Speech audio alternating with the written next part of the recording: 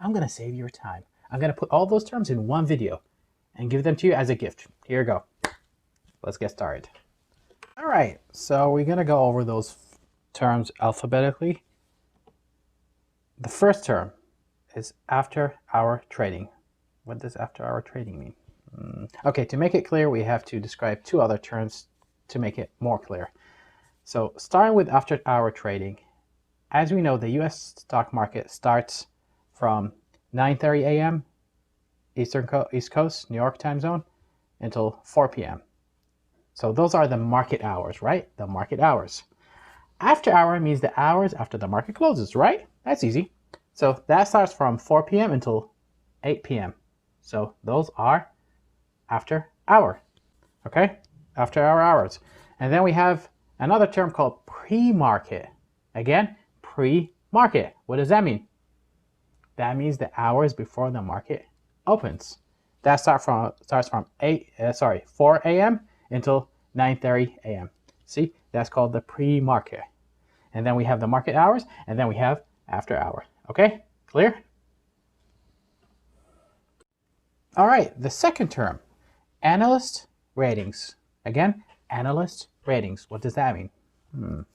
Okay. That means, what do analysts think about that stock? So as you can see on the screen, you're going to see where it says buy, sell, hold, strong buy, strong hold. What does that mean? Well, that doesn't mean, that means basically what the analysts think about that stock. Some analysts will say, oh, this stock is amazing, you better buy it. Other analysts will say, no, get rid of that stock, it's not good, get rid of it. Other analysts will say, no, hold it, I like it. So that's the opinion of the analysts. That doesn't mean it's right or wrong. That doesn't mean you have to follow it, but that's their opinion. If you want to consider that, it's there on the screen, and you can see on the screen. Next term, average cost. What does that mean? Let's say, for instance, let's say one day you decide to buy 10 stocks for a company, and the price of that stock then was maybe $100.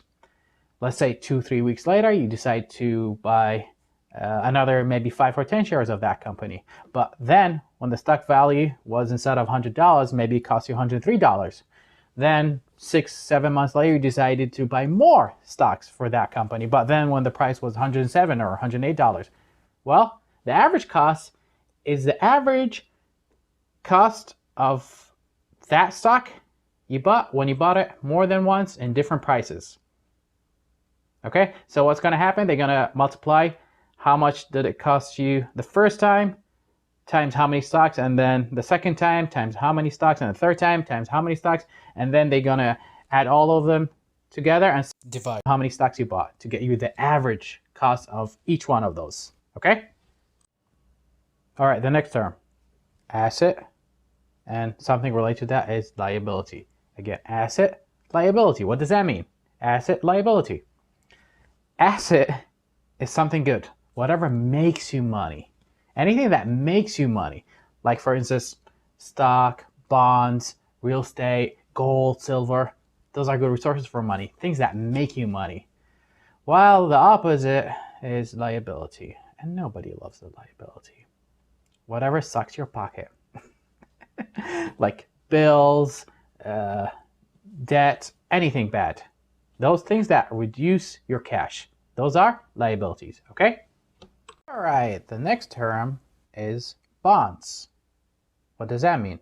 We always hear stocks and bonds, right? Stocks and bonds. We hear those words relate to each other, but actually they're not really related to each other, because stock means owning a part of a company. You own a part of that company. Whatever happens to the company will happen to your stock. Bonds has nothing to do with that. Bonds is like borrowing money to maybe a company or a government or a school or anything. So it's like signing a contract. Let's say you borrow a company $100,000. The contract says, hey, that company is going to pay you 5% every year. I don't care if that company value went up or down. It doesn't matter. I still have to get the 5%. Okay, so that's what bonds mean. All right, what's the next term? Bubble. What does that mean? Bubble, we all know what bubble is. I think it's clear now. Even in stock, that works. When you say bubble, that means things maybe went up too much, way too much, and the analysts think that that thing is gonna crash. So they describe it with the word, bubble. The next term, we always hear that. Bullish, bearish, green, red, up, down. What does that mean? I mean, it's clear. When we say bullish, that means that stock is going up, right? Bearish, it's falling. Same thing when you go green or red. You can see from the colors. When we ever see green, people will be happy. Oh, it's green today. And when it's red, we lost money. Same when you say up and down. So it's the same thing. I think it's clear. All right, the next term, capital gain. What does capital gain mean? That means how much profit you make after selling the asset. Again, when you sell an asset, how much you made. What is the asset? It's like a stock, bond, all that stuff, you know? So let's say you bought a stock for $100 and later you sold it for $110. How much you made? Extra. You made $10, right? That is the capital gain. How much you made, which is a profit. All right, next term, CEO. Again, CEO. All right, what does the CEO mean? Who's that? CEO is the Chief Executive Officer. Again, Chief Executive Officer. Okay, who's that person? Okay, he's the person in charge of the company. He's the number one of the company, like the leader of the pyramid. You see the guy on top, number one? That's him. He's the guy who makes the decisions. So, for instance, Tesla. Who's the CEO of Tesla? Come on, guys. You can guess. The Dogecoin lover. Elon Musk! Next term, compound interest. Okay, what does compound interest mean? Let's make it easy. What's the difference between compound interest and simple interest? Simple interest, for instance, let's say you made a contract with a company and you borrow them like 100,000 and they'll just pay you 5% every year. Okay? So every year they'll just pay you 5% and that's it. That's simple interest. Simple, right? Compound interest is interest based on all the money and interest on the interest you make. So, in other words, it's the interest you make from the interest. How can I explain that? Let's say the same company, you borrow them 100,000 and then the first year they give you the 5%. The second year they're going to give you not just 5%. They're going to give you the 5% from all the money and also the interest from the first year interest. The next year after that, they're going to give you the 5% and the first year interest and the second year interest and the interest you made on the first year interest. So it's the interest that grows. It's not like the 5% interest, which is always the same. All right, next term, diversification. All right, Matthew, tell me what diversification means. That means diversifying your investment. Instead of investing only in one thing, like just one kind of stock, no. Investing in stock, in bonds, in real estate, in treasury bonds, everything. Just diversifying. All right, next term, dividends. Again, dividends. What does that mean? That's some companies or some stocks, not all of them do that, offer shareholders what we call their part of the earnings. They pay them every year or every quarter, or some of them every month. So let's say, for instance, a company or a stock, the price of the stock, let's say, for example, is $100. Every year they pay each shareholder, let's say $10. Which means even if the stock didn't go up, we all wish when we buy a stock for $100, we want it at the end of the year to reach 120, 130, even 1,000. Of course, everyone wishes that. But even if the stock just holds the same value, if they pay you dividends $10 a year for every stock, $10, you made money. So for long-term investors, actually that's something good, especially if it's from a reliable, stable company. All right, the next term, dividends yield. Again, dividends yield. Hey, Matthew, the previous term was dividends. Now it's dividends yield. I'm getting confused. Can you make it clear, please? Okay. What's the difference between them? Dividends is each stock pays, let's say, 5 or 3 or I don't know how many dollars cash for the holder of that share. So let's say, for instance, what's the difference between those two? Because dividends yield is the percentage between how much dividends they pay and the stock value. How much does it cost? So to make it simple, let's just make an example. Let's say two different companies. Each one of them pays each shareholder $5 for each share. Just $5, okay? The first one pays $5, the other one pays $5. So that's the dividends of both of them. Both of them are equal, $5, $5. So what's the difference here?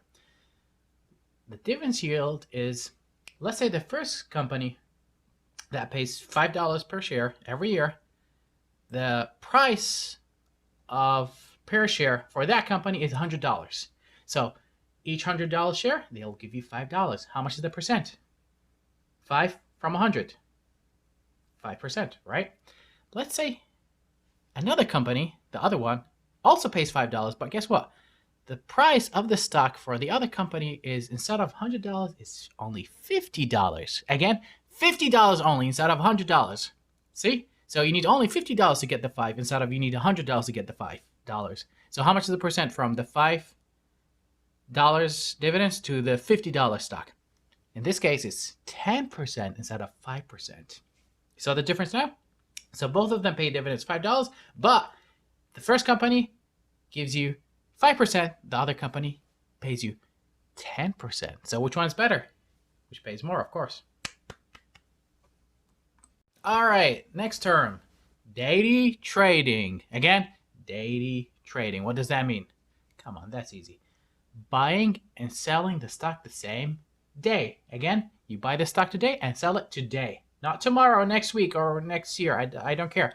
If you buy and sell it the same day, that's called, again, correct, day trading. All right, what is the next term? Due diligence. Again, due diligence. All right, Matthew, what does that mean? Okay, that means doing a full investigation about a company before you buy it, before you purchase their stock. In other words, before you buy a stock, you have to read about the company, the capital gain, all the info about the company. Just read as much as you can about the company instead of looking at the screen. Oh, the flashing pattern went up. Let me buy it. No, that's not how you should do. You have to read more than enough about all the financial details about that company, everything that company does, to believe in it before you buy it. Okay, the next term, earnings. Easy. How much does the company earn? Just earning. The other part, which is common on most of the trading platforms like Robinhood, Webull, TD Ameritrade, Interactive Broker, you're going to see something called EPS. EPS, as you can see in the screen. EPS, which stands for earnings per share. Earning per share. That means how much did every share earn? So you can see down on the Robinhood and the platform, you're going to see the pattern that will show every quarter 1, 2, 3, 4, and you're going to see circles with different colors. How much was expected and how much was the real earning once they announce it. So you're going to see the difference. And on the side, they're going to show you the value on 10, 20, 50 cents, a dollar, doesn't matter. So if the company earning, maybe they expected it to be $1 billion, and then in the matter of fact, all what they earned was $500 million, that will make the stock maybe go down because people will not be that happy. And the opposite, if the expected was like only $500 million, but the actual earning was $1 billion, that will make people, oh, excited, that stock is amazing, went up more than what we expected. That will make the stock go up, okay? So try to focus on that part. Earnings per share, EPS. All right, the next term, ETF. What does ETF stand for?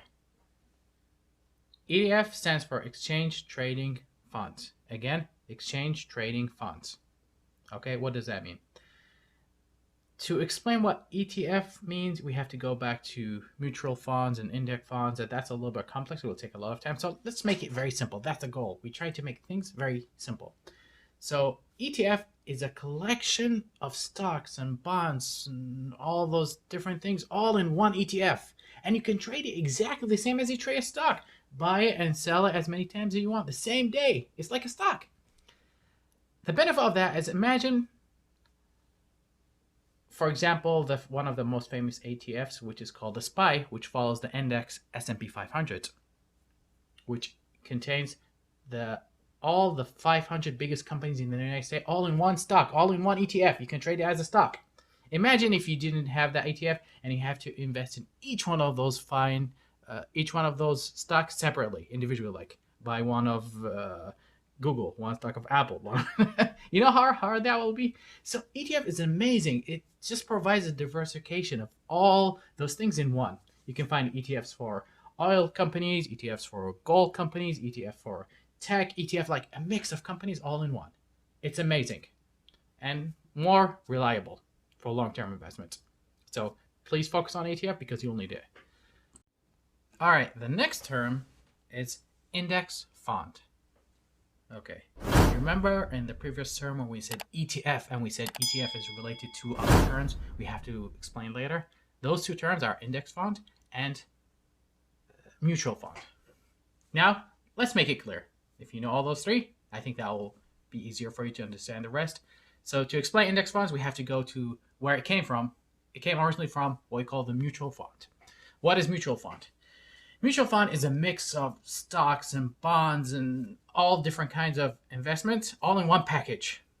That who's responsible about that package and choosing those stocks and bonds and every tiny single piece is a professional. So what that professional guy does, he chooses every tiny investment and how it goes. So that's good. That's a benefit. That's something good in that mutual fund. But the bad thing is that professional is going to charge you somewhere between 1% and 2% a year. Even if he does a bad decision and that mutual fund, for instance, loses its value and you lose thousands of dollars, he's still going to charge you the 1% and 2%, which sucks, right? So what happened later, someone decided to come up with something else. Instead of paying somebody to choose the stocks for me or the investment, they came up with something else called the index fund. So the index fund, it came out in the 1970s. The index fund is a fund, but instead of follows a professional who chooses what stock and bonds to buy and everything else, this one follows an index. Okay, what does index mean? Index is an average of many things together. So if we say in the stock world, an index is an average of many stocks together. So the most famous index fund in the world is called the S&P 500, which is an average of the 500 biggest companies in the United States, all in one package. So instead of buying each one of those separately, no, this index fund has an average of all of them together in one. So that's basically the index fund. IPO. Again, IPO. What does it stand for? That stands for Initial Public Offering. So, the company first, when it's owned only by the owner and his family and relatives, that means only they can invest in that company. Nobody else can. But once it turns from private to public, where anyone can invest, that term is called Initial Public Offering. That means it's turned from private to public. Next term, long-term investments. Again, long-term investment. What does that mean?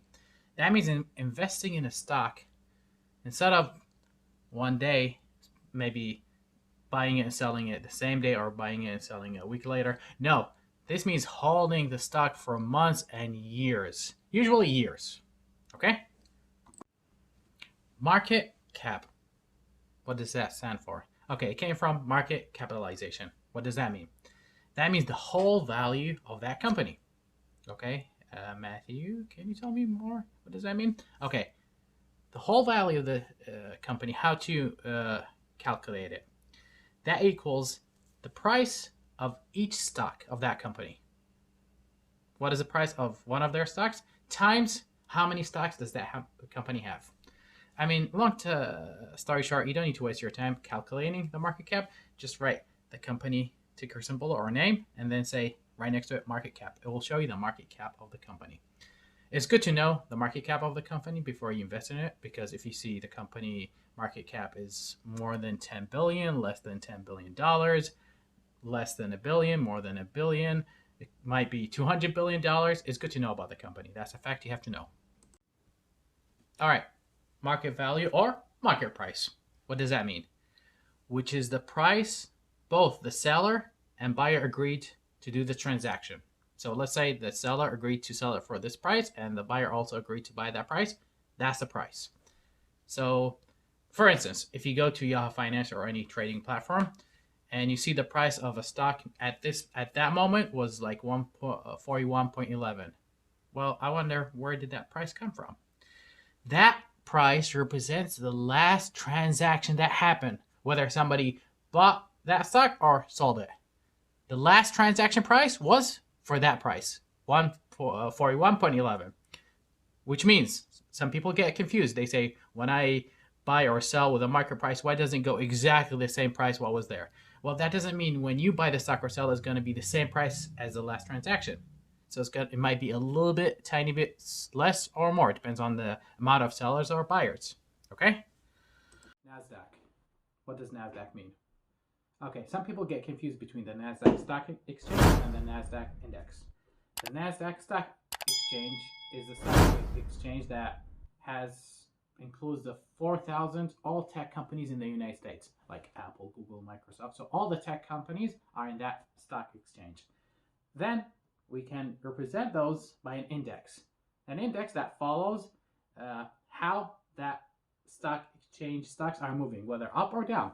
So it's the average or the index of all those stocks together. Actually, not all of them. The index 100. So the 100 biggest tech stocks in the United States. NYSE. Again, NYSE. What does that stand for? It stands for New York Stock Exchange, which is the biggest stock exchange in the whole world. Options. I think we mentioned that before. So an option is kind of an agreement to buy or sell a stock at a certain price. So if you think the stock will go up in future, you just sign a contract, an agreement that you're going to buy it with today's price. And the same thing if you think the stock is going to drop later. You can sign a contract to pay money for that. It's not for free. To sell it with today's price. Portfolio. Again, portfolio. What does it stand for?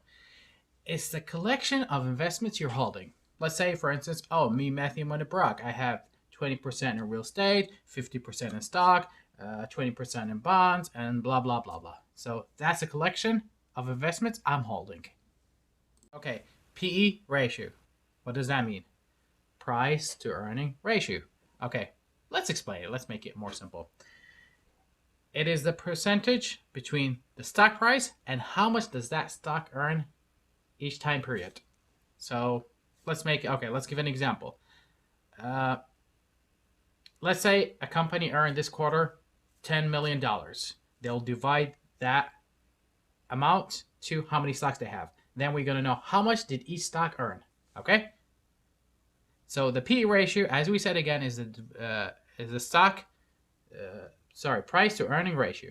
So let's say a company, the stock price for that company was $100, and the earning for that company that quarter was, let's say, $1. What is the PE ratio? The PE ratio is going to be 100 divided by 1, which equals 100. So the PE ratio is high, 100. Let's say, for instance, another company. The stock value for that company was also equal to $100. But how much that stock earned that quarter was maybe $10 instead of just $1 like the other company. So each stock of $100 earned about $10 instead of just $1. So the PE ratio will be 100 divided by 10, which equals 10. So which one's better? The $100 that make you only $1 or the $100 that make you $10? So you can see the PE ratio, less is better. That is not always right, but it's better in general for the PE ratio to be lower. And one of the things we consider when buying a stock. All right. Quarterly earnings. What does that mean?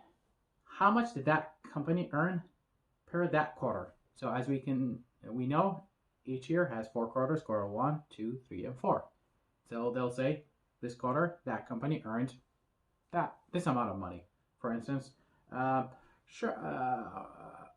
earned $10 billion on the first quarter, and whatever Tesla earned $200 million in the second quarter. That's it. REIT, or what we call REIT, which stands for Real Estate Investment Trust. Okay.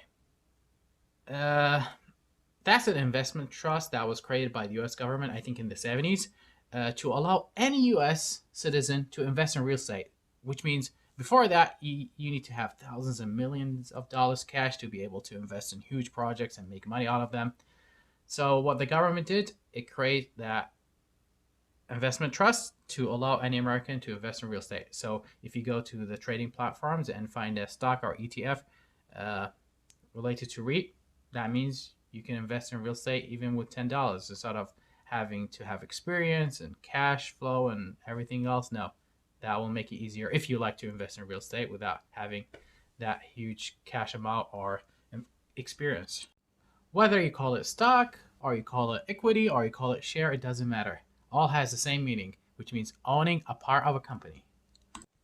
Short-term investing, which stands for investing for short term.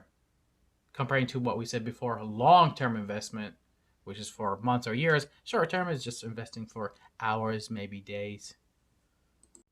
All right, swing trading. We hear sometimes daily trading, swing trading, long-term investment, right? So swing trading is the one where you hold the stock for days and sometimes weeks. It's not like that daily trading where you buy it and sell it the same day or after a few minutes, or long-term where you hold it for months or years. No, that's a swing trading, somewhere in between. All right, stock exchange. What does that mean? Is the place where you can trade stock, buy and sell, like the one in New York Stock Exchange. Stock brokerage. What does that mean? It means the platform or the tool we use to trade stock, buy and sell stock. Easy, like TD Ameritrade, Interactive Broker, eToro, Webull, Robinhood, all those trading platforms. S&P 500, which we said before, and we're going to repeat it again, which stands for the index. S&P 500, which represents the US stock. So the index that represents how the stock is going, up or down.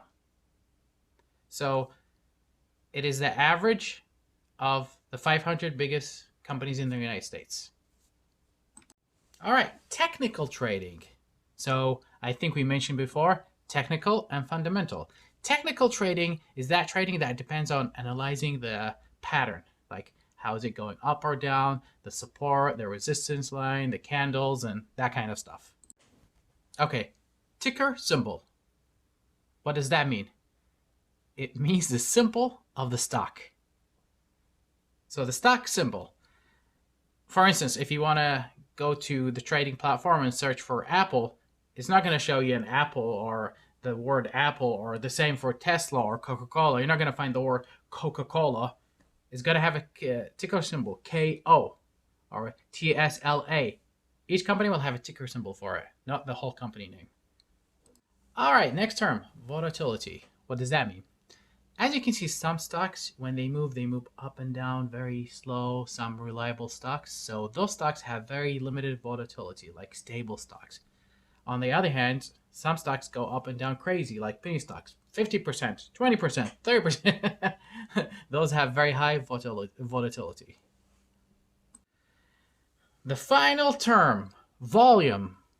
What does that mean? Volume is the number of stocks being traded at a certain time.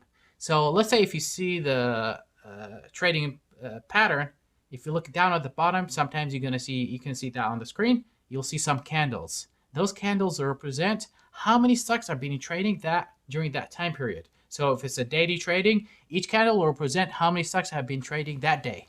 If it's like a minute chart, it will show you like each candle will tell you at that minute how many stocks have been traded. All right, I think we talk about plenty of terms. The next video is going to be about the best trading platforms to trade American stocks from in and out of the United States of America, and how to sign up for those platforms. So at the end, to support us, please don't forget to hit the like, subscribe, share the info.